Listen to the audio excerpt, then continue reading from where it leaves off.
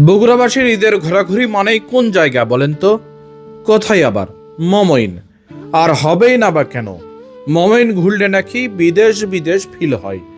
ভাবেন তো, মমইন এমন একটা জায়গা যেখানে 5,500 টাকায় মানুষ মাত্র 10 মিনিটের জন্য হেলিকপ্টারে ওঠে।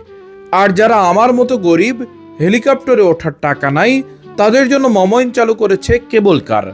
মাত্র 200 টাকায় 40 মিনিট ইচ্ছা মতো আকাশে উড়ে বেড়াতে পারবেন।